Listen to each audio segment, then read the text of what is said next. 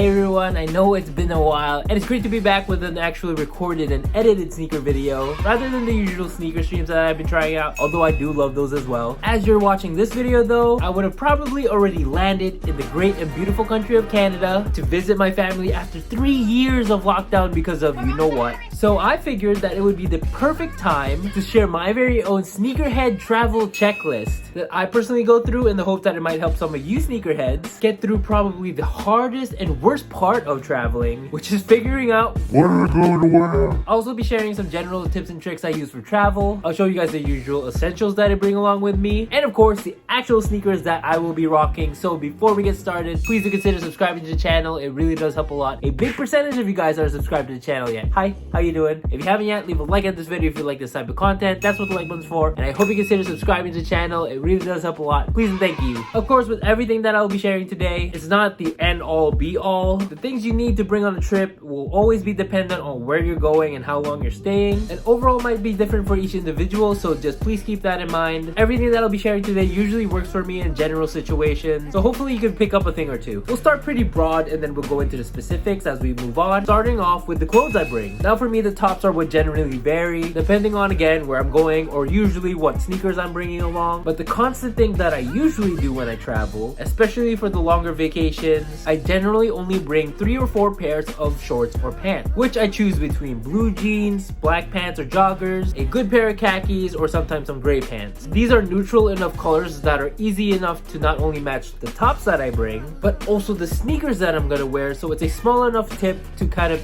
ease the choices that you bring with your luggage, especially because you don't have your whole closet to your disposal. Personally, my sneakers are usually the centerpiece of my outfit, so even with my tops, I go for the neutral gray, black, white, or blue to really blend things in well and to really draw the attention to my sneakers. At this point of the video, I would show you guys a cool edit of me flipping through all the possible outfits that I have with my sneakers, but I'm too lazy to both change into all my clothes and to edit this video, so we'll move on. Speaking of the luggage itself that holds all the outfits, I personally like to bring another backpack or a duffel bag as a carry-on, aside from my usually daily bag, which is my small crossover. Although I do usually only use the backpack for longer flights, which of course on shorter flights you might not even need an extra carry-on. But in my case specifically, sitting on a plane with hundreds of other people with the same circulating air and germs or whatever else is contained in that pressurized flying tube in the air, you're gonna want to need a change of clothes. I personally like to bring my pajamas or my sleepwear in my backpack so that I can save my outside clothes, and when I finally get off the plane and I have to go through crowds and public transportation and people, I still technically have a fresh pair of clothes on. You can even throw in your heat pairs or some slippers in there so that when you're on the plane you can be lounging in some slides, and then when you get off the plane you can swap to your kicks. Next is my daily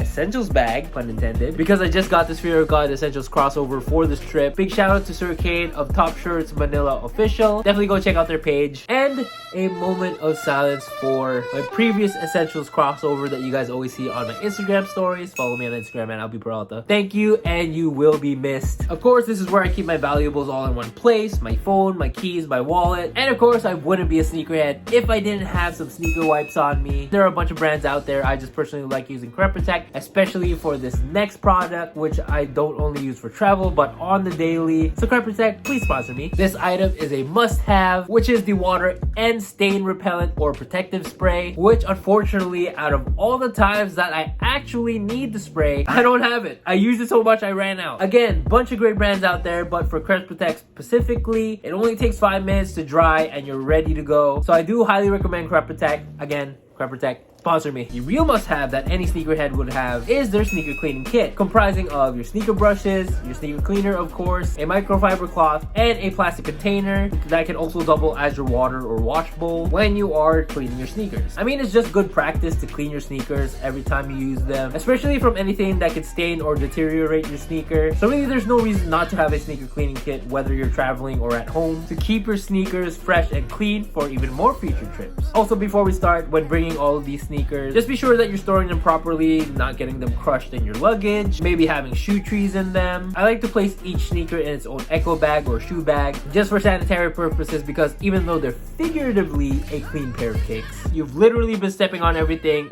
everywhere you go, so you don't want that mixing in with the clothes that you actually put on your body. Finally, the main event, to wrap things up, let's talk about the types of sneakers that I like to bring on my trips and which specific shoe I chose for this trip in each category. So first off, before we even get to the place that we need to go, like I mentioned, you're going to be on a plane for a specific amount of time, and even before that, you have to go to and through the airport just to get on that plane. So personally, I believe you need to get yourself an airport fit accompanied by some airport kicks. Everything has to be comfy, breathable, easy to get on and off, whether to store in your backpack or put under the seat in front of you. So my fit's very simple. I got a hoodie on, maybe I'll have a t-shirt and shorts on the inside. And for my sneakers, I like to think low top, slip on, think Vans, Converse, sandals, flip flop, or in my case, Crocs. More specifically, my newly acquired Beams utility Crocs that I bought off my brother Andrew. Big shout out to him, which I've actually already reviewed on this channel, so definitely go check out that video if you haven't yet. All right, let's be honest. No one gives a f on what you look like at the airport. Everyone's too busy trying to check in, get through TSA, find their luggage, find their gates. So friendly reminder, don't be the guy in the Air Jordan 1s or the Timberlands or the freaking military utility boots that takes you forever to untie when you're at the TSA checkpoint for some reason. With Crocs, I can just slip in and out of them. I can smuggle drugs, I mean snacks, in these little pouches I have. Don't say drugs at the airport, guys. And again, even on the plane, you're just in your seat. No one's gonna be looking down at your kicks, so you might as well be as comfortable as possible. So no matter how long your next flight is, you can kick off your Crocs, your Vans, your low tops, slip them right under the seat in front of you, kick back and enjoy the ride. With some socks on, of course, or maybe some foot powder. No one wants a plane smelling like feet, you savage. Alright, next is the sneaker that I chose for exploring, traversing, gallivanting around the city or wherever I need to go. So not only do I look great, but they'll definitely feel great in the long run. Me specifically, every time we go to Toronto, we always go around the city. You guys have seen it here on my travel vlogs. We like to go to different sites, different restaurants, try different food, look for sneakers, go to sneaker stores. So I think this sneaker that I chose is perfect for the task at hand, which are the Yeezy 700 Wave Runners. Real quick though, I do have my Nike Free Runs that I use for the gym, just in case I'm in a situation that requires me to get down and dirty, or so I can constantly lie to myself saying that I can squeeze in a workout even though I'm on vacation. But for the most part, I'll probably be using the Wave Runners. When choosing the sneaker, I knew that Adidas would be the best bet, especially Yeezys because of the unbeatable comfort of the Boost technology, which is why I actually had a tough time choosing between these or my Beluga 350s. They're both great sneakers, incredible colorways, extreme comfort, but I feel like what itched me towards the 700s over the 350s were, number one, the Wave Runners colorway is neutral enough to easily fit all my outfits while still being the centerpiece, and number two, from personal experience, when I walk around in the 350s too long, the Boost on the 350s actually start to lose some stability in them, hence causing a little bit of foot pain later on. As to where the 700s, I don't have that problem because not only do you have the responsiveness and the comfort of the Boost midsole, you also have that encased and reinforced in some EVA foam and rubber outsole for added stability and foundation when you walk, which means I could definitely run the streets of Toronto in these bad boys no problem. Lastly, and definitely not the least, in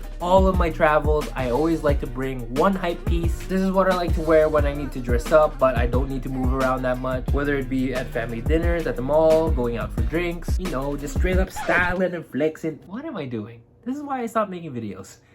So here enter your grails, your hype pieces, your trophies, the centerpieces of your fit, which is why I personally thought there's no better time to finally bring these out, which is my off-white Nike Air Jordan 5 sales. The last time that I wore these out was actually back in Christmas Eve 2020. We were still on lockdown and I only wore them to church on Christmas Eve. Definitely, I feel like it's time for me to spread its wings, maybe even break some necks in the process, let this beauty loose and rock them out. So that is it for my Sneakerhead Travel Checklist. What do you all think? Are there anything that you guys picked up? Do you already do some of the things on this checklist? And of course, what are your go-to sneakers for when you travel? Leave a comment down below. I love conversing with you guys there. Follow me on Instagram at @AlbiPeralta. I'm a bit more personal there. I post stories almost every day and I post there when I have a new YouTube video out, so that's one way to get notified. Other than, of course, subscribing to the channel, guys. It really does help a lot. And check out the other videos on my channel. As the banner says, I have anything and everything in between on there. And that is it for this video, guys. I hope you guys enjoyed it. Thank you all for watching, and I'll see you guys when I see you. Bye, guys.